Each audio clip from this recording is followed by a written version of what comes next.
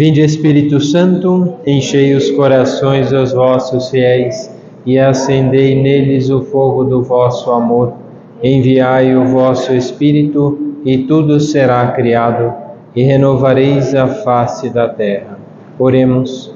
Ó Deus, que instruíste os corações dos vossos fiéis com a luz do Espírito Santo, fazei que apreciemos retamente todas as coisas segundo o mesmo Espírito e gozemos sempre da sua consolação.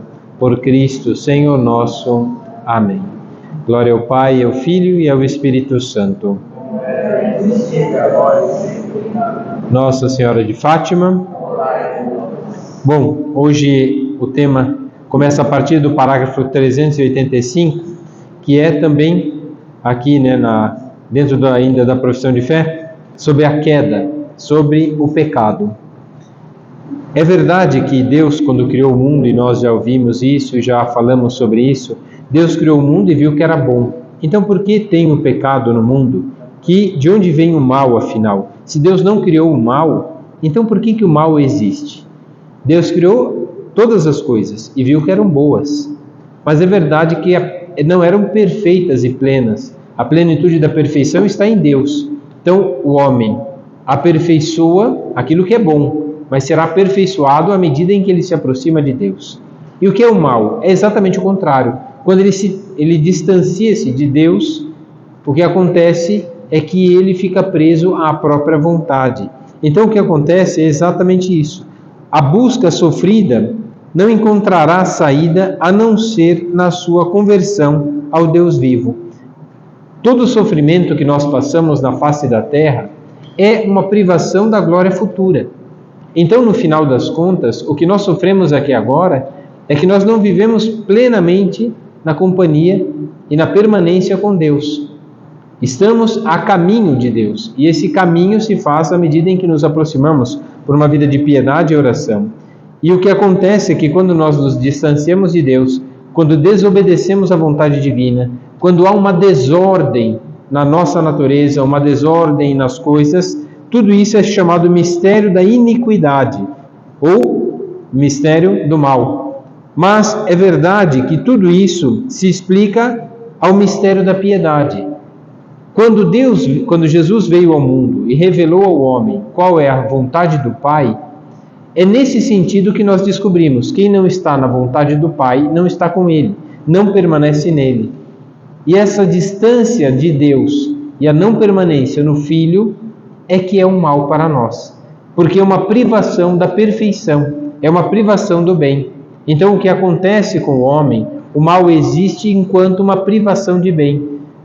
Enquanto não aperfeiçoamos as nossas capacidades, segundo a vontade divina, ficamos aquém daquilo que poderíamos fazer. Por isso, onde o pecado abundou, diz São Paulo, a graça superabundou. Então, em auxílio da humanidade, veio a graça. A graça de Deus veio para mostrar ao homem, a tentação e o pecado. Seria inútil tentar ignorar o pecado e a história do homem dentro do mundo, diz o parágrafo 386. E essa realidade muitas vezes se torna obscura para todos os homens. Para tentarmos também, portanto, compreender o que é o pecado, é preciso, antes de tudo, conhecer a ligação profunda do homem com Deus. E aí nós entendemos para que o homem foi criado. Para que Deus dispense a ele a sua graça. O que é a graça? É o bem de Deus. O que é a desgraça? É quando o homem não corresponde à graça de Deus e na desordem, desobediência, ele se distancia disso. Aí isso é chamado mal. Isso é um mal para o homem. Não chegar à sua plenitude, não chegar à sua capacidade de desenvolver o amor de Deus, isso seria já o próprio da desordem do homem. Portanto, a realidade do pecado, ela é mais particularmente do pecado das origens, exatamente porque ela se entende à luz da revelação. Sem o conhecimento de Deus, o homem não conheceria o mal, acharia que tudo era bom, porque essa é a tentação do demônio, fazer com que todas as coisas pareçam ser boas, até as que se distanciam de Deus. E essa é a tentação do demônio. Ele apresenta o mundo como se fosse tudo bom, Ah, é bom para você. Sim, é bom para você, mas não é bom para o resto.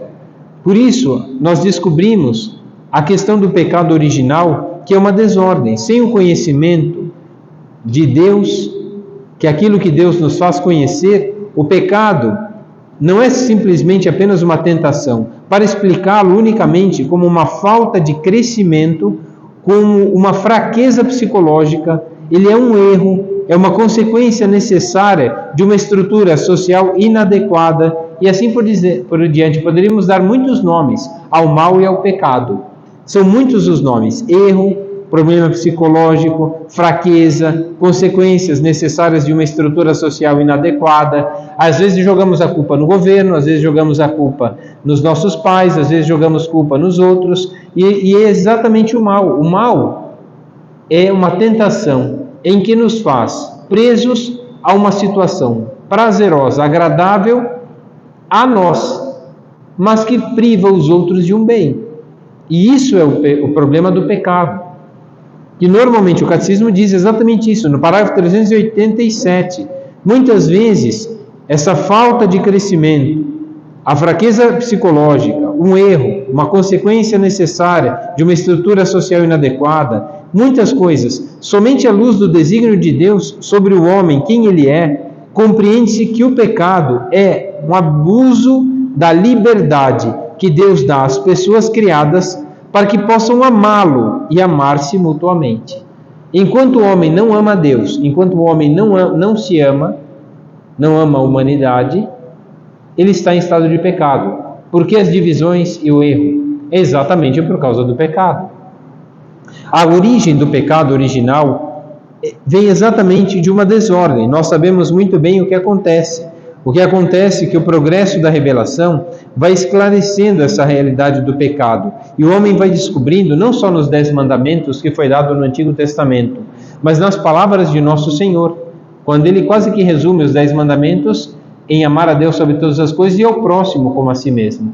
Ou seja, os meus atos, quando ferem os outros e ferem a Deus, é um pecado, é uma desordem. Então, onde está o pecado? Em desordem com Deus, em desordem com a natureza e desordem, principalmente a natureza humana. Porque se nós comermos um cabritinho, se comermos um boizinho, um porquinho, um franguinho, não faz mal nenhum, é desordem, mas cometemos assassinato e morte de um ser vivo. Não. Diferente seria matar um ser humano. É uma desordem, primeiro com a natureza humana. Porque o homem foi criado, como vimos logo no começo, à imagem e semelhança de Deus. O pecado é a desordem em manchar a nossa imagem e a imagem das outras pessoas, daquilo que é a imagem de Deus nas outras pessoas. É preciso conhecer a Cristo como fonte da graça para conhecer que Adão foi a fonte do pecado. E por que Adão é a fonte do pecado? Desordem. E o que é? Desobediência. A desordem e a desobediência, aquilo que é uma ordem criada por Deus, é o pecado. Tudo aquilo que Deus pediu ao homem, e em Adão e Eva eles não conseguiram cumprir, viveram uma desobediência. E essa desordem causou e gerou o quê? A privação de Deus. E qual é a privação de Deus? Causou a morte. A morte é o fim. Tanto que a morte, antes de Cristo, era descer à mansão dos mortos, longe de Deus, porque não obedeceu. E essa é a condição humana. O homem foi feito a caminho de Deus. Por isso a perfeição dele está em Cristo Jesus. Cristo é o modelo e a perfeição do ser humano. Unidos a ele, mais perfeitos. Longe dele, imperfeitos. A imperfeição é o pecado. Começa com a tentação e passa ao pecado e à desordem. Por isso a doutrina do pecado original é, por assim dizer, o reverso da boa notícia de Jesus Cristo. O que é o pecado? A desordem, a desobediência. Aqui entendemos, então, a questão do relato da queda. Por que Adão e Eva caíram? Por que a humanidade pecou? Exatamente porque não obedeceu à vontade de Deus. Mas antes dessa queda, houve a queda dos anjos. Os anjos também caíram. Por trás da opção da desobediência de nossos primeiros pais, há uma voz sedutora que se opõe a Deus. E isso também aconteceu com os anjos. eles se opuseram à vontade de Deus. Foram feitos para adorar a Deus e receber as graças. Mas quando Deus põe que eles estão também a serviço dos homens, não aceitaram. E a igreja ensina que o diabo, o demônio e os seus anjos tinham sido anteriormente anjos bons, criados por Deus, né? Mas por que foram tidos como demônios? O efeito é exatamente que foram criados por Deus em sua natureza boa, mas se tornaram maus por sua própria iniciativa, ou seja, desordem, desobediência. A desordem e a desobediência é o mal. O mal está em não cumprir aquilo que a gente é. Então, quando a gente não é aquilo que deve ser, é o mal. Então, o mal existe enquanto privação de um bem. Quando a pessoa não é bom marido, não é boa esposa, não é bom filho, não é bom patrão, não é bom funcionário, é uma desordem. E ali está a tentação do pecado. Por que não quer ser bom? Porque não quer servir o outro. Porque não quer ajudar. Porque não quer se sacrificar pelo outro. Então aqui é uma desordem. A tua natureza foi feita. Enquanto filho de Deus tem que ser bom filho. Enquanto marido tem que ser bom filho e bom marido. Enquanto pai tem que ser bom filho, bom marido e bom pai. Se não for assim, é uma desordem. É um bom filho, mas é um péssimo marido. Então não é bom. Então tem uma desordem. Por um lado, parece que vai bem, por outro, vai mal. Então, essa desordem, a desobediência, nos diminui e o pior, nos distancia de Deus. Porque a vontade de Deus para nós é uma escolha nossa. Quem escolheu? Nós escolhemos a nossa família? Não. Mas colocados ali aprendemos a amar, mesmo com os defeitos. Mas a nossa profissão e a nossa família, a nossa vocação, nós que escolhemos. Deus sussurra ao nosso ouvido e ao nosso coração. E aí quando dizemos sim, Deus acata aquele nosso sim como um projeto divino para a nossa salvação e para o cumprimento da perfeição do ser humano. Então, quando eu cumpro bem aquilo, eu correspondi ao chamado de Deus e os meus atos levaram e transmitiram Deus a outra pessoa, às pessoas que estão à nossa volta. Então, por isso é um bem. Mas quando eu não cumpri, eu privei o outro de um bem. A omissão, quanto marido, mulher, padre, freira, filho, empregado, patrão, a omissão, quando não cumpre, é um mal. Eu privei o outro de um bem. Se eu privei o outro de um bem, indiretamente, eu não cumpri a vontade de Deus. Porque Deus me colocou no mundo para amar e servir aos humanos. Como os anjos foram feitos para adorar a Deus e servir a humanidade. Os anjos se rebelaram e não quiseram servir a humanidade porque eram inferiores. Se sentiram o quê? Orgulhosos e pensando, somos melhores, por que vamos servir os piores? Então não sentiram nisso uma ordem. E a vontade divina é bem diferente. Eles não compreenderam. Porque Deus é todo poderoso. Quem serve a Deus? Os anjos. Então eles entenderam. Servir a Deus porque somos inferiores. Mas servir aos seres humanos, eles que devem nos servir porque nós somos superiores. Só que o projeto divino eles não sabiam. Em Cristo Jesus era o quê? Rebaixar-se para servir a humanidade. Nisso está o amor, rebaixar-se e servir a humanidade. Esse é o projeto divino, se colocar no último lugar para servir as pessoas.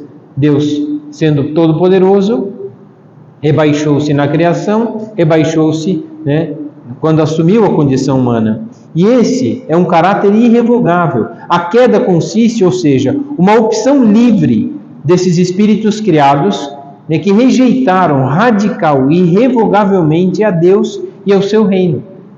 Então o que acontece? Ao invés de optarem por Deus, optaram pela própria vontade.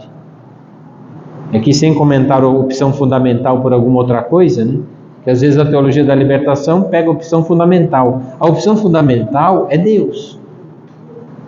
Porque em Deus está a ordem de todas as coisas. Em Deus eu vou amar o próximo, vou perdoar o pecador, vou ajudar o pobre, vou fazer as coisas. A opção não pode ser o pobre. A opção tem que ser Deus. Porque se for o pobre, Deus ficou em segundo plano. Foi exatamente o que o diabo fez. Esse não pode ser um projeto de ordem, é um projeto de desordem. Até o catecismo diz isso mesmo. Ou seja, uma opção livre, ou seja, o livre-arbítrio. O livre-arbítrio dos demônios, que eram anjos, foi negar a própria natureza. Não vou servir. Deus criou para servir. Não vou servir, então ele rompeu com a própria natureza. Por isso, decaídos, anjos decaídos, demônios e o diabo. A opção deles livre, a opção deles do livre-arbítrio, gerou a ele a queda. A nossa opção fundamental, livre, poderia nos levar ao nosso egoísmo, às nossas vontades. Por isso que os demônios, rejeitando radical e irrevogavelmente a Deus e ao reino, perderam tudo. O reflexo dessa rebelião, nas palavras do tentador, ditas aos nossos pais, vós sereis como deuses. É isso, é uma mentira. Ninguém vai ser como Deus. Por isso, é uma tentação. O diabo é o pecador desde o princípio, porque foi criado para uma coisa e desordenou a sua natureza. Nós somos criados limitados para chegarmos a Deus. Como a nossa queda não diminui, porque já somos os inferiores, como a nossa queda, o nosso pecado não diminui a nossa natureza, como a do pecado. Mas, se ela continuar radical, irrevogável, aí sim, o livre-arbítrio, para nós, que é uma escolha, que poderíamos até errar, escolher o errado e cair no pecado, mas esse livre-arbítrio pode ser corrigido, exatamente por uma consciência daquilo que é a vontade de Deus, e na obediência à vontade de Deus, fazemos uma escolha que já não é essa escolha livre, mas é uma escolha com liberdade. Qual a liberdade? Dos filhos de Deus. Entre livre-arbítrio e liberdade, são duas coisas muito diferentes. A sociedade ensina que a gente tem liberdade de fazer tudo. Não. O livre-arbítrio é para fazer tudo. Eu posso matar, posso roubar, posso me matar, posso fazer o que eu quiser. Mas é tudo errado, é tudo um mal. Porque Deus não me criou para que eu fosse um assassino. Deus não me criou para que eu fizesse o mal. Deus não me criou para que eu privasse os outros de um bem. Mas eu tenho livre-arbítrio, eu posso escolher e deturpar a minha natureza. Agora, a liberdade é cumprir o que eu sou. Eu sou filho de Deus, então eu sou livre para escolher o que Deus quer, que é maior e melhor do que eu. É maior e melhor do que a minha vontade. Qual é a minha vontade agora quando o despertador toca? Dormir. Qual é a vontade de Deus? Que eu levante e cuide da minha família. Qual é a vontade melhor e maior? A de Deus. Só que essa custa muito. E nessa está impressa não só a vontade divina, está impressa sacrifício e amor. Quando eu cumpro, eu me sacrifico. E é a prova do meu amor. Aí eu cresci na vontade divina. Isso é um ato de liberdade. Eu pus em prática aquilo que eu sou. Por exemplo, um médico, ele fez promessas de salvar vidas. Ele pode matar? Não. Ele está, na verdade, corrompendo a sua própria profissão e a sua própria escolha. Ele até poderia matar, mas seria um mal. Ele corromperia a sua profissão. E aí o que aconteceria? Ele pode até ter o livre-arbítrio de querer matar, mas a ordem para ele, com liberdade, é fazer de tudo para dar vida ao outro. Não que ele dê vida, mas que não deixe perecer. Ajude a pessoa a ter uma dignidade de viver mais um tempo para servir mais e amar mais e servir melhor. Assim, o demônio, ele perdeu, ele desviou. A tentação é o desvio de Jesus e da missão recebida do Pai. Para isso é que o Filho de Deus se manifestou, para destruir as obras do diabo. 1 João, no capítulo, aqui está no parágrafo 394. Exatamente, a mais grave dessas obras, devido às concupiscências, esse desviar da vontade de Deus, foi a sedução mentirosa que induziu o homem a desobedecer a Deus. Essa desobediência a Deus é um desvio, é uma desordem, é uma desobediência. E isso tudo é uma tentação, induzir o homem a afastar-se de Deus. E a consequência é afastar-se de Deus. Quanto mais ele se afasta, mais é um ato, uma opção livre, de livre-arbítrio. Ele pode querer o inferno? Pode, uma pessoa. Deus não vai mandar ninguém, nem para o céu, nem para o purgatório e nem para o inferno. A escolha é nossa. Deus abre o céu para todo mundo. Basta obedecer e corresponder, manifestar o amor dele, e assim a consequência de quem ama é amor. A consequência de quem privou os outros de amor é privado de amor, purgatório. E de quem odeia? O ódio. O ódio é o inferno. O que é o inferno? Um ódio. Um ódio por essa vida, um ódio pela própria vida, um ódio por Deus, um ódio por tudo, e na verdade o que é o sofrimento? O ódio. Por isso o ódio é na verdade o princípio do inferno. E o que é o amor? O princípio da vontade de Deus. Amar a Deus sobre todas as coisas. O primeiro mandamento, amar. Escuta Israel.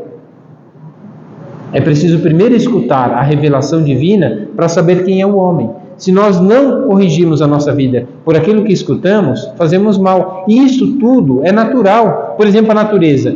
Como é que a gente sabe que uma coisa é boa para comer? Quando alguém que comeu primeiro, um animal ou um ser humano, comeu e não morreu. Deu dor de barriga? Então não deve ser muito bom.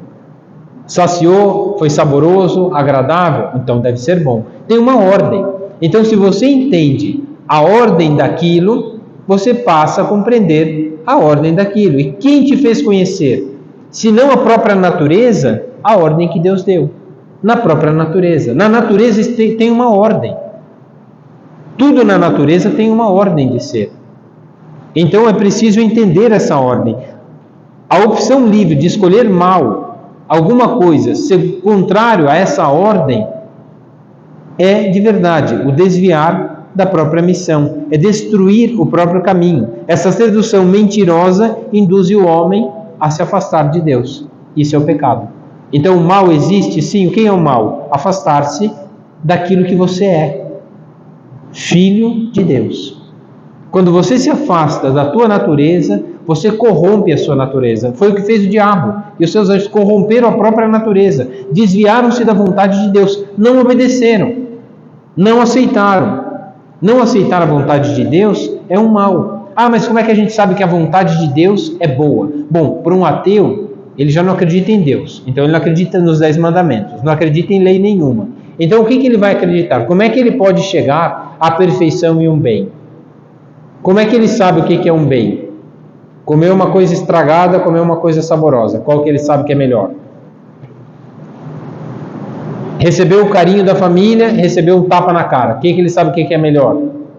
A própria natureza vai ensinar. Ele pode não conhecer a Deus, mas a natureza, que nela foi impressa uma ordem, um caminho, ele vai conhecer. Existe uma ordem. Até para um ateu existe uma ordem. Para um ateu e para uma pessoa, por exemplo, para um maçom que acredita que as coisas todas têm a sua ordem, que aquilo, a origem do mundo é o desenvolvimento entre as coisas na sequência, que nós já falamos na última aula, na construção do mundo, a criação do mundo como se dá. É Deus que criou com uma ordem. Ainda que não acreditasse em Deus, tudo tem uma ordem. E se tem uma ordem, a ordem própria da natureza tem uma ordem. E se essa ordem veio do quê? De uma coisa anterior àquilo que ela é. Porque alguém criou. Então, tudo isso leva a entender. Ele não passa de uma criatura, o ser humano, poderosa pelo fato, aliás, o demônio, né? Poderosa pelo fato de ser espírito puro, mas sempre criatura. Ele não é capaz de impedir a edificação do reino de Deus. O demônio não pode impedir a edificação do reino de Deus. Por isso, Jesus Cristo, que afirmou exatamente que o seu reino não terá fim. O demônio não pode com a vontade de Deus. Por isso, ele é mais poderoso que nós, isso é verdade. E na tentação pode nos derrubar. Mas basta olhar para Deus, voltar, pedir perdão e emendar e começar tudo de novo. E esse é o ódio do demônio, porque ele não tem mais chance, nós temos. Caímos, é só voltar para Deus. Recomeçar de novo a esse caminho de santidade. A permissão divina da atividade diabólica é um grande mistério. Não entendemos o que Deus permite, afinal de contas, o diabo. Por que Deus permite o inferno? Se Deus criou tudo e viu que era bom, o que é o inferno? É um lugar de quem odeia Deus. O que tem no inferno? Ódio. O que é o ódio? É um sofrimento. O que é o inferno? Sofrimento de ódio eterno. Porque não quer ficar com Deus. Não quer ficar com Deus, que é amor, então vai ter ódio. Esse ódio já é o inferno. Por isso, quando a gente odeia uma pessoa, parece que a nossa vida está no inferno. Porque a gente começa a ficar com aquele dilema na cabeça, não pensa em outra coisa senão na raiva daquela pessoa. Pronto, já é um inferno isso. Quando na verdade deveria pensar outra coisa. Deveria pensar, ter dó da pessoa, ai que infeliz, Quanto mais burrice ele faz, mais se afasta de Deus. Coitadinho, é um idiota. Então deveríamos ter dó da pessoa que faz mal, não ódio dela, porque se ela caiu no ódio, nós temos ódio a ela, 2 caíram. O diabo empurrou 1, caiu 2. Caíram 2.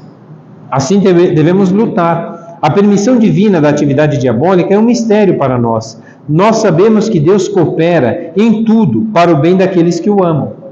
Os que o amam ordenam a sua vida, mesmo que estavam errados.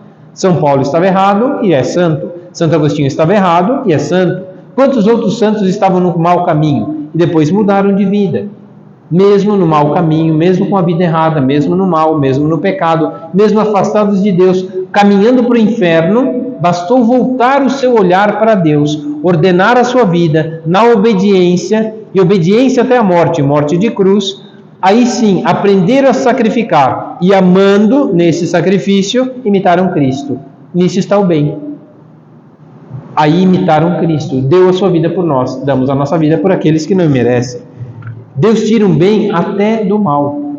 Deus não criou o mal, mas mesmo quando o homem se desvia, olhando o mal que fez, os efeitos dos nossos pecados ferem os outros e nos distanciam de Deus. Deus continua nos amando, mas a desgraceira da nossa vida, na desobediência, na desordem, é que nós viramos as costas para Deus. Deus continua olhando para nós, mas nós viramos as costas e pegamos um outro caminho. Não o caminho da santidade, mas outro caminho. Deus fica olhando para nós como ovelha perdida. Por isso, de algum jeito, Ele nos cerca de carinho e proteção e vai nos pegar lá na esquina, vai nos pegar lá na frente, de outras formas. Nos permitindo o sofrimento. Sim, quem escolheu o sofrimento fomos nós. Nós é que desviamos do caminho de Deus e da desordem. Deus não abandona ninguém, continua olhando para nós, mas nós, na desordem, na desobediência, numa opção livre, de livre-arbítrio, escolhemos as burrices dessa vida. E aí, aumentamos o mal em nossa vida. E essa é a tentação do demônio. A liberdade posta à prova é exatamente o caminho para Deus. Deus criou o homem à sua imagem e à sua semelhança. A sua semelhança se dá quando nós ordenamos a nossa vida a essa imagem e essa semelhança desse amor. Constituiu na sua amizade a criatura espiritual. O homem só pode viver esta amizade como livre submissão a Deus. O que é livre submissão a Deus? Liberdade. Liberdade de não corromper aquilo que eu sou. O que eu sou? Filho de Deus. Então, quando eu tenho um ato de liberdade, de saber a grandeza do que é ser um filho de Deus, não é que eu sou obrigado, eu sou livre para escolher isso. Agora, eu tenho o livre-arbítrio de escolher o errado. O livre-arbítrio é a escolha de qualquer coisa, até do errado. A liberdade é escolher o que é certo. Eu não tenho liberdade de escolher o errado. Isso é corromper a própria natureza. A liberdade é para fazer as coisas. Por que uma pessoa está na prisão e a outra pessoa está fora da prisão? A pessoa que é honesta está livre. Com liberdade, ela cumpriu todos os deveres da sociedade. Por isso ela é livre. A pessoa que não correspondeu, não desobedeceu todas as leis e as regras da sociedade, o que ela está? Ela não pode viver em sociedade. Então ela vai por quê? Vai sofrer a penitência. Está encarcerada, presa à sua vontade. E esse é o mal. A liberdade é o cumprimento da lei. Eu sou livre para fazer o que eu quero. Não, isso aqui é uma mentira do demônio. Você é livre para pegar dessa árvore e comer e você vai conhecer, você vai ser como Deus. Olha que mentira. Não vai. A liberdade é obediência, é o que você tem que ser. O livre-arbítrio é a desordem. Você pode escolher até o mal e o pecado. Só que o livre-arbítrio pode me levar ao inferno. A liberdade me leva ao cumprimento dos deveres, me torna livre porque não vou sofrer as consequências das coisas que eu fiz. Por quê? Porque fiz bem. Passou pelo mundo fazendo bem. Quem passa pelo mundo fazendo bem tem medo do inferno? Não. Ele é livre para escolher, mas se ele escolhe o errado, ele sofre. Então, o que acontece é que o primeiro pecado do homem gerou nele o mal. A árvore do conhecimento do bem e do mal evoca simbolicamente o limite intransponível que o homem, enquanto criatura, deve livremente reconhecer e respeitar como confiança. Existe uma lei. Eu não tenho asas, eu posso pular de um prédio? Não. Eu não tenho guelra, eu posso ficar 5 minutos debaixo d'água? Não. Eu posso correr mais que um animal, né, zombar da cara de um leão, do leopardo, zombar dele e sair correndo dele? Não tenho as pernas nem a velocidade dele. Só se eu for um idiota, contrário à natureza. Então, eu tenho limites. E esses limites não foi para me diminuir. Os limites foram para exatamente eu saber quem eu sou e de quem eu preciso para superar as dificuldades dessa vida. O homem, portanto, depende do Criador, está submetido às leis da criação e às normas morais que regem o uso da liberdade. Liberdade não é fazer o que eu quero. Liberdade é fazer aquilo que eu devo. Isso é liberdade. Eu tenho liberdade de fazer coisas erradas? Não, isso é livre-arbítrio. Liberdade é fazer o que eu devo. Porque eu não corrompo nem com a lei, nem com Deus e nem com os irmãos. Tenho liberdade de bater na esposa e no marido? Não, isso não é liberdade, isso é livre-arbítrio. Posso até fazer isso, mas vai para a cadeia depois. Mas o que é liberdade? Liberdade é você, sendo pai, mãe, esposa, filho, tratar bem aqueles que te engrandecem. Como marido, é bom marido se é bom marido. É bom filho se é bom filho. Isso é liberdade. Quando eu corrompo isso, no livre-arbítrio, eu corrompi a vontade divina. E esse é o pecado. Nesse pecado, o homem preferiu-se a si mesmo e com isso menosprezou a Deus. Optou por si mesmo contra Deus. Por isso a opção que devemos fazer é Deus. Não é outra opção. Opção preferencial pelos pobres. Não dou conta de cuidar nem da minha vida, como é que eu vou cuidar dos pobres? Meu Deus do céu, eu que sou o mais pobre de todos. Pela minha miséria, pela minha fraqueza. Dou conta de fazer tudo? Não, eu sou pobre. Preciso de um bispo, preciso de um vigário, preciso dos paroquianos. Sem todo mundo eu não faço nada. Então é verdade que o que eu sou é em função dos outros. Por isso a opção minha é Deus. E aí Deus põe ordem na minha vida. Como filho, eu tenho que ser bom filho. Como padre, bom padre obediente ao bispo. Como padre, bom pároco para o povo, que nem sempre consigo. Mas a verdade é que a gente tem que se esforçar por ser. E esse é o propósito. Esse é um ato de liberdade. Cumprir aquilo que eu devo ser. De verdade. Pela sedução do diabo, ele quis ser como Deus. Mas sem Deus e antes de Deus e não segundo Deus. Isso aqui é uma frase, né, de São Máximo Confessor. Ele vai assim: sem Deus nós não somos nada. Antes de Deus, nada. Porque Deus é a origem de todas as coisas. E não segundo Deus é desordem, é desobediência, é pecado, é o mal.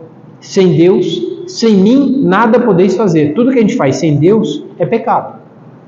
Tudo que a gente faz sem Deus é desordem.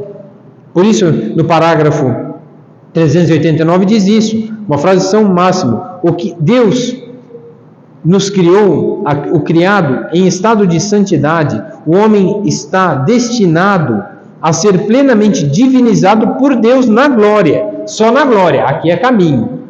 Pela sedução do diabo, ele quis ser como Deus, e já não pode ser aqui na terra como Deus, mas é criatura. Sendo criatura, ele vai servir segundo Deus, na ordem, na liberdade, na obediência. Por isso ele é perfeito e a santidade se dá nessa perfeição, na ordem com Deus. Qual é o medo, né? Quando a pessoa não consegue viver estado de graça. Adão e Eva perderam de imediato o estado de graça de santidade original. Por quê? Quando perderam o estado original de graça, tiveram medo de Deus. O que é o medo de Deus? Por que a gente tem medo da mãe da gente? Porque fez besteira.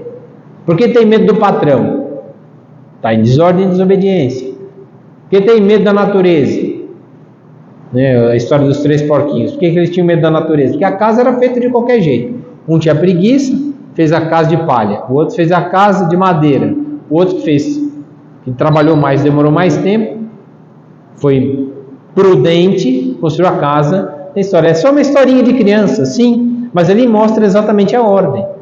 A preguiça impediu o primeiro, a preguiça impediu o segundo, a obediência e a prudência fez o terceiro.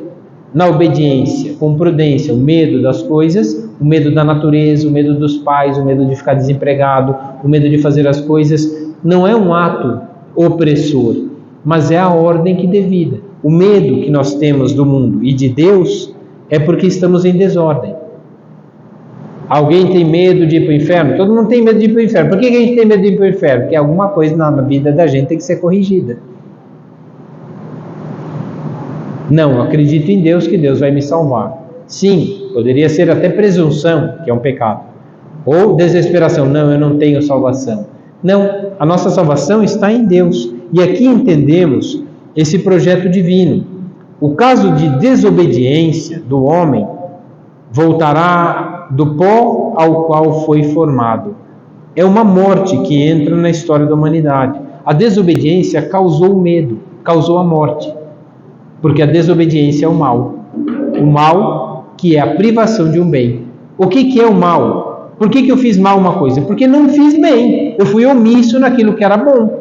O mal existe porque é uma omissão do bem. Se eu fizesse bem, não teria feito mal. O mal só existe por uma privação de bem. Então eu não cumpri. Desobediência, desordem. E é isso que nosso Senhor quis mostrar à humanidade quando veio ao mundo. Caim contra Abel. Por que Caim ficou contra Abel? A corrupção universal, em decorrência do quê? Do pecado. Matou o irmão, era para amar o irmão, ele matou o irmão. O irmão era aquele que competia com ele, mas o irmão competia com ele? O irmão nem queria competir com ele, mas o irmão fez uma coisa que agradou a Deus e ele não agradou a Deus. Por que não agradou a Deus? Porque ele estava em competição com o irmão. Então esse livre-arbítrio de escolher mal as coisas fez o mal a ele.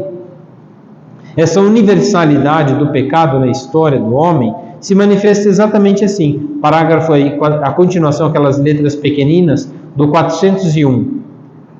Vou ler inteiro. O que nos é manifestado pela revelação divina concorda com a própria experiência, pois o homem, olhando para o seu coração, descobre-se também inclinado ao mal e mergulhado em múltiplos males que não podem provir do seu Criador, que é bom. Então, de onde provém esse mal? Recusando-se muitas vezes a reconhecer Deus como seu princípio, o homem destruiu a devida ordem em relação ao seu fim último, que é Deus. Ele rompeu com aquele caminho que leva ao bom fim, ao fim último.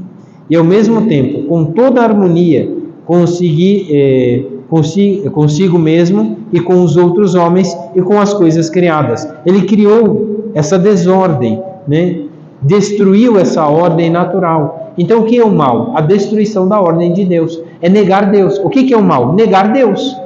Negar Deus é o mal. Então o mal existe? Sim. Como um livre-arbítrio de escolher um caminho contrário daquilo que é a ordem de Deus. O caminho de liberdade é aperfeiçoar aquilo que Deus te fez. Você pode fazer melhor aquele caminho que Deus te deu. Isso é a santidade. Isso é a perfeição. As consequências do pecado de Adão para a humanidade é que quando o homem, quando por meio de um só homem o pecado entrou no mundo, parágrafo 402, e pelo pecado entrou a morte, assim a morte passou para todos os homens, porque todos pecaram. Ou seja, viveram na distância com Deus. A universalidade do pecado e da morte, o apóstolo vai dizer que opõe a universalidade da salvação de Cristo. Por isso, assim como a falta de um só resultou a condenação de todos os homens, do mesmo modo, quando Cristo assume a condição humana, a obra da justiça de um só em Cristo Jesus resultou para todos os homens a justificação que traz a vida. Unidos a Cristo, colocamos em ordem a nossa vida. Nele está o caminho, a verdade e a vida. Nele está a verdade da nossa vida, ou seja, a ordem e a vontade de Deus. Nele está a vida em plenitude. São Paulo vai dizer, um pecado que por nascença nos afeta a todos, essa morte da alma. Porque Deus nos fez corpo e alma. O corpo é corruptível, a alma não, a alma é eterna. Mas por que se chama morte da alma? Porque quando criado à imagem e semelhança de Deus, pelas más obras, pela desobediência e desordem, ele não se assemelhou à vontade divina e ao amor, e nem se sacrificou. Então ele também manchou a imagem, manchando a imagem desfigurada de Deus. A imagem desfigurada de Deus, nós vemos ela na cruz, que é o pecado. O que desfigura a nossa imagem? O pecado, a desordem, a desobediência. Então entendemos que quando não aderimos à vontade de Deus, há em nós uma descida ao mais profundo, que é a morte. Morte da alma, sim, desfiguração da imagem divina por causa da desobediência, né? E a nossa dessemelhança com Deus. Nós não nos assemelhamos a Deus de hipótese alguma e nos distanciamos de Deus. O que acontece é exatamente isso. Aqui ainda temos algum tempo, né? O corpo, né? O homem foi criado um só corpo, a humanidade inteira. Deus criou o homem para dispensar ao homem a sua graça e o seu amor. Então há uma unidade no gênero humano. A desobediência acarretou a toda a humanidade a morte. Mas Deus veio nos resgatar. E aqui é o mais bonito. Quando o homem foi criado como criatura inferior aos anjos, Jesus, quando assumiu a condição humana, quis elevar o homem a uma natureza maior. Então, no final das contas, Deus nunca abandonou a humanidade. Mesmo o homem negando Deus, mesmo a desobediência, mesmo a desordem, que colocou o homem distanciando do caminho de Deus, ele ainda assim veio nos resgatar, e ele é o bom pastor. Veio nos resgatar assumindo a condição humana, porque ele, por um só veio o pecado, por um só veio a justificação e a salvação. Nele está o caminho. Quem ouve a sua voz e coloca em prática, obediente, com liberdade, porque ele não nos obrigou, mas quem quiser me seguir, renuncie a si mesmo, ou seja, a sua vontade, pois em ordem à vontade de Deus. Essa é a verdade, esse é o caminho. E essa é a única vida que podemos ter, porque outra não é vida, outra é morte. Assim, voltamos para Deus. E por isso, né, aqueles que cometeram pecado pessoal, acarreta de verdade e afeta toda a natureza. O meu pecado pode escandalizar a igreja, pode escandalizar a paróquia, pode escandalizar meu pai e minha mãe. Por isso tem a historinha de um padre que estava fazendo um monte de coisa errada na paróquia, não é aqui na diocese. Deve ter também, mas não é aqui na diocese. Então o padre estava fazendo um monte de coisa errada. Aí o bispo foi lá e falou com ele, deu uma advertência, falou assim, não é para fazer coisa errada. Ele continuou fazendo coisa errada. O bispo foi lá de novo, não é para fazer coisa errada. Ele continuou fazendo coisa errada. Aí a terceira vez o bispo falou assim, cansei, vou falar com a sua mãe que você está fazendo coisa errada. Aí ele pôs ordem na vida, porque ficou com medo da mãe, né? Porque pelo menos o quarto mandamento ele obedecia.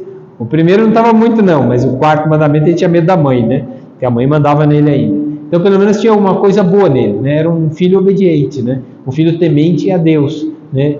Através do amor que tinha pela mãe, a gratidão. Era um homem grato, estava fazendo coisas erradas, mas no final das contas era um homem bom, porque tinha temor, né? Ter medo da mãe de fazer coisa errada, né? E a mãe corrigiu ele andou, pôs ordem, né? Mesmo não concordando com o bispo, mesmo não concordando com a mãe, mas pela obediência pôs ordem, e pondo ordem imitou Cristo. Então é isso que às vezes nos falta, né? Ter medo de perder o céu, ter medo dos nossos pais, ter medo de perder a igreja, ter medo de se afastar da comunhão, ter medo de perder a unidade com Cristo, ter medo dessas coisas. O medo em si não é um mal. O mal é não ter medo de estar no erro. Esse é o mal. A pessoa está no erro e acha que está tudo certo. Não, eu sei. É exatamente o orgulho. O demônio também sabia e se afastou de Deus. É o orgulho que nos afasta de Deus, de achar que não precisamos mais obedecer a Deus. O orgulho é o livre-arbítrio. A liberdade dos filhos de Deus é a obediência. Essa submissão é o que nos salva, porque nos faz capazes de fazer mais do que poderíamos. Por exemplo, um médico, ele está numa ordem. Um militar, ele está numa ordem. Todos as profissões têm uma ordem. Se ele faz alguma coisa contrária à ordem da sua profissão, ele corrompe a sua profissão. E aí por isso faz o mal. É por isso que temos que tomar cuidado. Se uma profissão pode ser corrompida, o advogado deveria defender a justiça e a verdade. Quando ele faz o mal, ele corrompe a própria profissão. Está no mal. É por isso que a gente tem que tomar muito cuidado, que a gente pode corromper a nossa própria família. Deveria ser boa mãe e bom pai. Não está sendo. Então está corrompendo a própria família. E a culpa é de quem? Do pai e da mãe. Corrompendo a própria natureza. Portanto, o pecado original é a privação da santidade, da justiça original. Mas a natureza humana não é totalmente corrompida. Ela é lesada pelo mal e pelo pecado, nas suas próprias forças naturais, submetidas a uma ignorância e ao sofrimento e ao império da morte, inclinada ao pecado. Essa propensão do mal, parágrafo 405, essa propensão ao mal é chamada concupiscência. A concupiscência dos olhos, da carne e a soberba de vida. Soberba de vida, acha que é mais que Deus. Corrupção, a concupiscência dos olhos, desejar tudo sem medidas. E a da carne, dos nossos desejos, da nossa vontade. Por isso a corrupção. Isso é, na verdade, a natureza lesada. Não está totalmente corrompida. E é exatamente isso que o demônio quer. Quer que ela seja corrompida no final da eternidade. Ainda assim vai ser humanidade lesada, privada do bem supremo, porque na terra não quis corresponder ao bem supremo. Alguém que entra numa universidade tem que aprender um monte de regras para a profissão. Se ela não faz isso, ela corrompe a própria profissão, vai ser um péssimo profissional, porque não obedeceu, não estudou, não aprendeu, não cumpriu e não fez. Quer ser demitido, é só fazer tudo em desordem. Quer perder a família, é não cuidar dela. Quer perder a saúde, é fazer um monte de coisa contrária. Come tudo que não deve, faz tudo que não deve, fica na cama 24 horas por dia durante 2 meses. Vai atrofiar as pernas, não vai ter força nem para levantar. Não lê, não estuda, pronto, vai ficando mais burro. É assim que funciona. Vai atrofiando. O ser humano foi feito para aperfeiçoar a sua natureza, criado à imagem de Deus. Agora, como eu faço com que essa imagem seja perfeita? Pela semelhança. O que é a semelhança? Deus criou o mundo e viu que era bom. Passou pelo mundo fazendo bem. Faz o mal, não se assemelhou e corrompeu a imagem. Faz o bem, assemelhou-se e engrandeceu a imagem de Deus. Por que a gente admira uma pessoa que faz bem as coisas? Porque ela está aperfeiçoando a imagem de Deus. Perfeito. Passou pelo mundo fazendo bem. Fazendo bem as coisas, aperfeiçoamos. Pela semelhança, aperfeiçoamos a nossa natureza. Se fazemos mal, é porque não fizemos a vontade de Deus. Desobediência, livre-arbítrio, manchou a imagem e não se assemelhou. O que é isso? Inferno. Por isso, a consequência do pecado original é exatamente perder a Deus. O pecado no mundo é a desordem para com Deus. Com essa expressão que São João coloca, o pecado no mundo, parágrafo 408, quer se exprimir também a influência negativa que exercem sobre as pessoas as situações comunitárias, as estruturas sociais, que são o fruto dos pecados individual de cada homem. Por isso, às vezes, na opção fundamental, na teologia da libertação, o que eles acusam é que o pecado da sociedade fez com que a pessoa fosse má. Olha, tem gente que nasceu na favela e é boa. Cresceu no meio do crime e é bom. Eu mesmo nasci e cresci até os 10 anos de idade no Jardim Primavera, na frente da linha do trem. Do outro lado era a favela. Tinha gente boa na favela? Tinha um monte de amigos, a gente jogava bola. Uns se perderam nas drogas, outros são bons profissionais e gente boa até hoje. É uma escolha, é um livre-arbítrio. Alguns escolhem o mal, outros escolhem o bem. Foi a sociedade que fez assim? Olha, tem gente que é rica, aquela Susana Richthofen lá, não sei o sobrenome dela, nasceu em berço de ouro, escolheu o mal, matar os pais. Então foi a sociedade, foi a favela que fez ela ficar ruim? Foi a droga que fez ela ficar ruim? Acho que a droga fez ela ficar ruim. Isso é verdade. E tem gente na favela que é gente muito boa. Quanta gente pobre ficou rica nessa vida trabalhando honestamente. A sociedade, é verdade, tem uma grande influência sobre a nossa vida. As estruturas sociais têm grande influência na nossa vida. Mas até mesmo o ser humano, como diz São Paulo, pode tirar um bem de todo o mal. Quantas pessoas, sofrendo a privação de um pai e de uma mãe, se tornaram, depois de casadas, bom pai e boa mãe, mesmo não tendo uma boa criação. Porque aquilo que aprenderam, foram privados de um bem, aquilo eles não quiseram privar os filhos de um bem. Cresceram no bem. Mesmo não tendo. Não tiveram, como é que aprenderam o que é bom? Sim, quando ficaram privados de um bem, eles sabem o que é o bem. Porque viram nos outros, a sociedade ensina. Viram o amor de um pai que eles não tiveram. Viram o amor de uma mãe que eles não tiveram. Então o que eles aprenderam? Escolheram abandonar os filhos igual foram abandonados, ou escolher amar igual aquilo que eles viram que era o amor. É uma escolha. A liberdade é escolher o bem. Ou então a raiva é se vingar do mundo, porque eu não tive o bem, todo mundo tem que se dar mal. Isso é o mal. Por isso é uma escolha do ser humano. Ignorar que o homem tem uma natureza lesada, inclinada ao mal, é dar lugar a graves erros no campo da educação. Nós temos a nossa natureza lesada por causa do pecado. Por isso a tentação do pecado sempre vai estar na nossa vida. E não admitir isso já é o erro. Por isso, dá lugar a graves erros no campo da educação, da política e da ação social e dos costumes. Não admitir que nós temos tentações vai nos levar fatalmente ao mal. Mas admitir que nós podemos fazer o mal nos leva a buscar fazer o bem. Entre dormir e trabalhar. A tentação é lesa de não trabalhar. Mas se eu fizer isso, eu vou privar as pessoas de um bem. E depois a minha consciência vai me acusar que eu sou preguiçoso. Então não é melhor levantar? Vamos levantar, vamos trabalhar, vamos fazer as coisas. No fim do dia a gente vai descansar de novo. Pronto. A gente descansa no fim do dia, se der. A gente vai lá e descansa. Pronto, resolvido o problema. Mas porque tem consciência. Que o homem tem uma consciência, uma natureza inclinada ao mal. O que é inclinação ao mal? Então, mas Deus não criou e viu que tudo era bom. Por que então ele está inclinado ao mal? Porque Deus deixou o homem o livre-arbítrio.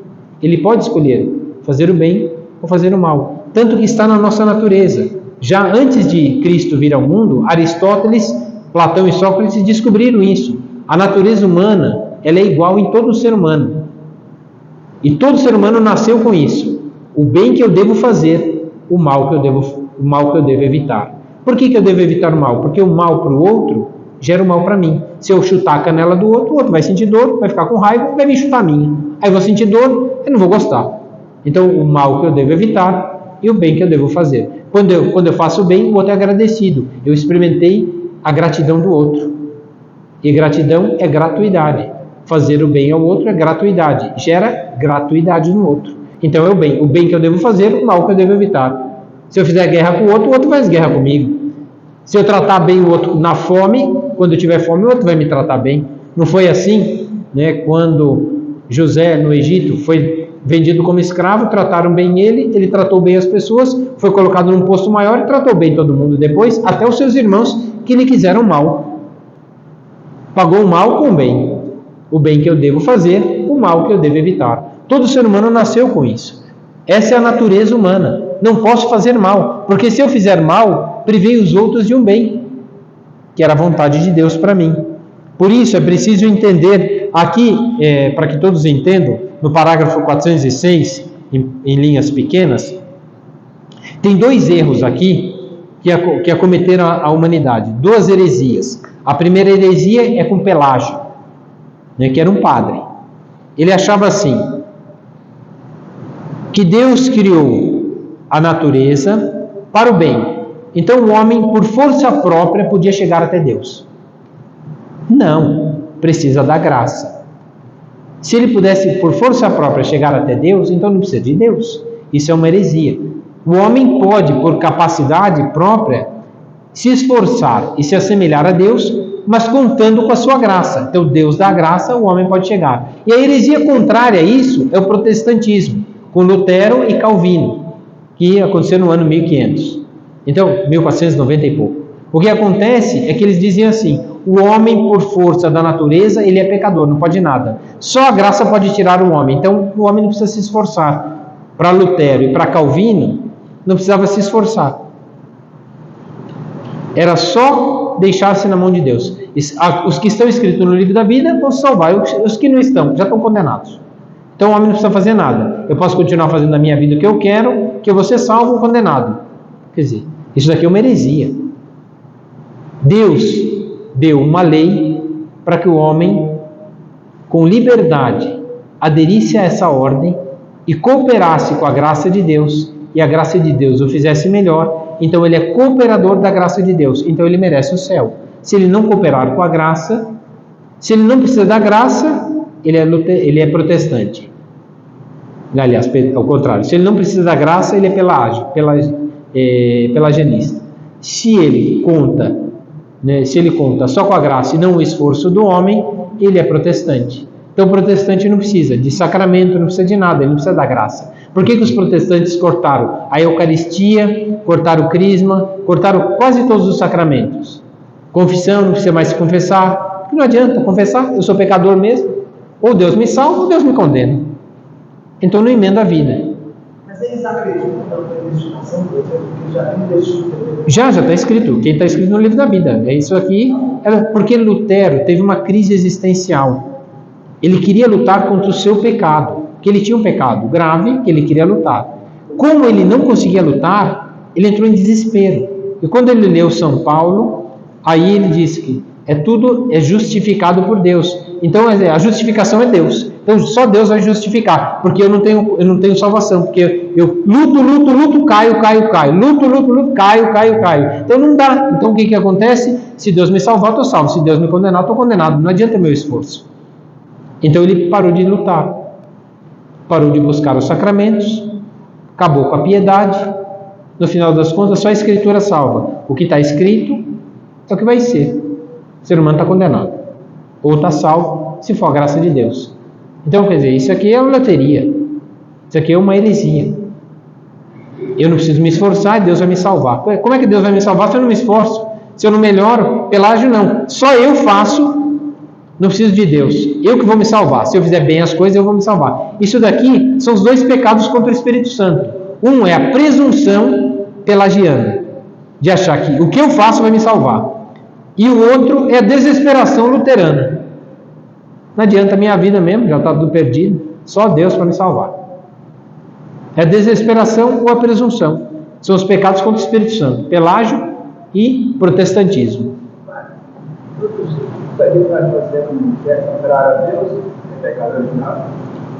É fruto do pecado original, é consequência da nossa miséria. Sim, é consequência da nossa miséria. Mas olhando para a perfeição humana, olhando para a nossa capacidade, a gente pode se assemelhar à vontade de Deus. Quem ouve as minhas palavras e se esforça por colocar em prática, se sacrificou e provou o seu amor. Assemelhou-se a Deus que é amor. Então pôs ordem na própria vida. Esses que amam não têm medo. Ama e faz tudo, diz Santo Agostinho. Quem ama se assemelha a Deus e não tem medo da condenação, porque está se assemelhando a Deus, mesmo dentro da limitação. Lembra a viúva? A viúva ofereceu 2 moedinhas. Não eram quase nada, mas era tudo que ela podia. Que não valia quase nada, mas era tudo que ela podia. Então todo o esforço do mundo ela fez. O esforço do mundo, que não era nada comparado aos outros, valeu a Deus a compaixão. Fez mais que os outros. Mas fez menos, materialmente fez menos. Mas por que fez mais? Porque fez com o coração. Quem que pode medir o coração? Quem mede a intensidade da grandeza da nossa intenção? Só Deus. Por isso a gente vai ser salvo por Deus, mas com esforço humano de fazer melhor as coisas. Com perfeição dentro da nossa limitação. Tá bom? Então não pode se desesperar porque eu não estou bom. E não pode se orgulhar que não, melhor que eu não tem. Então tudo pecador, eu sou o melhor. Então esse que é o problema, esse que é a gravidade. Então a gente tem que se assemelhar a Deus pelas obras, boas obras, na liberdade de pôr em prática aquilo que eu devo ser, filho de Deus bom. Quando eu não cumpri isso, eu não fiz o bem que devia, eu acarretei o mal que não devia. Quando eu fiz o mal que não devia, não me assemelhei, destruí, manchei a imagem, aí por isso dá medo. Medo de perder o céu, medo de não agradar a Deus, medo de não servir as pessoas. Pelo batismo, ao conferir a vida da graça de Cristo, ali apaga-se o pecado original e torna a voltar o homem para Deus. Porém, mesmo com o batismo, que apagou a mancha do pecado original, ainda assim o homem tem aquela cicatriz na alma. Porém, as consequências de tal pecado sobre a natureza humana, enfraquecida e inclinada ao mal, permanecem no homem e incitam um combate espiritual. Esse é o combate espiritual entre o bem e o mal. O mal que eu devo evitar, o bem que eu devo fazer. A semelhança com Deus, através do sacrifício do amor, que à medida em que eu correspondo, a imagem de Deus vai ficando mais nítida. Por que a gente via, por que quando aquele pecador viu em São João Maria Vianney e falou assim, eu quero ver aquele homem, se ele é de Deus. Aí quando foi se confessar, São João Maria Vianney revelou até os pecados que ele escondeu, viu que era uma coisa divina, extraordinária. Quando voltou, falou assim, e aí, aquele homem é de Deus mesmo? Ele disse mais, eu vi Deus nele. Então por quê? Porque a imagem de Deus estava refletindo na obediência e a semelhança com Deus. Então os santos refletiam o amor de Deus.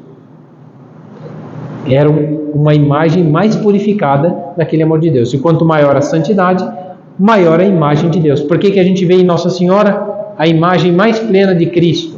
Até porque Cristo, os 46 cromossomos de Cristo eram de Nossa Senhora. Então, quando a gente vê Cristo, a gente vê Nossa Senhora. Quando vê Nossa Senhora, vê Cristo. Ela concebida sem a mancha do pecado original, pronta para o céu, deu lugar ao céu no seu ventre materno, e assim a perfeição se deu ali.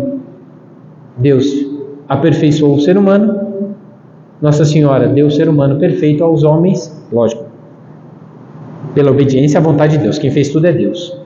Mas tanto ela, quanto a geração, quanto o filho, tudo é Deus, mas ela cooperou com a graça. Ela disse sim num ato de liberdade, correspondeu à ordem divina. Disse sim mesmo quando não compreendia. Disse sim mesmo quando foi difícil. Disse sim mesmo quando foi revelado que ela sofreria.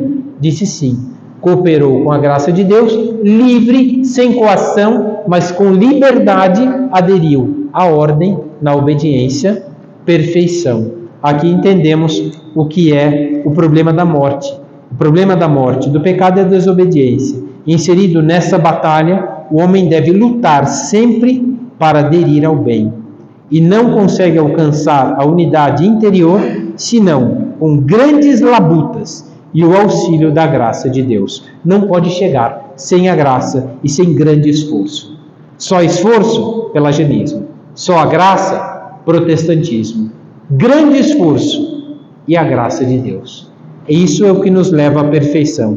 A graça é inefável. A graça inefável de Cristo deu-nos bens melhores do que aqueles que a inveja do demônio nos havia subtraído. Então, a graça de Deus nos dá bens maiores do que só a humanidade. Então, a humanidade foi criada por Deus, mas ela se aperfeiçoou em Cristo. Os bens que Cristo pode nos dar nos levam a bens maiores do que aquela que o demônio tinha quase que subtraído e roubado do homem. Agora temos uma imagem divina em nós, que devemos portar com grande alegria e com grande honra. Fazer bem as coisas é engrandecer a graça de Deus no nosso coração. Acho que está bem explicado, né? Muito bem. Dura é pôr em prática. Por isso que é um grande esforço e grande labuta. Ave Maria, cheia de graça, o Senhor é convosco. Bendita sois vós entre as mulheres, e bendito é o fruto do vosso ventre, Jesus. Santa Maria, Mãe de Deus, rogai por nós, pecadores, agora e na hora de nossa morte. O Senhor esteja convosco. Abençoe-vos Deus Todo-Poderoso, Pai, Filho e Espírito Santo.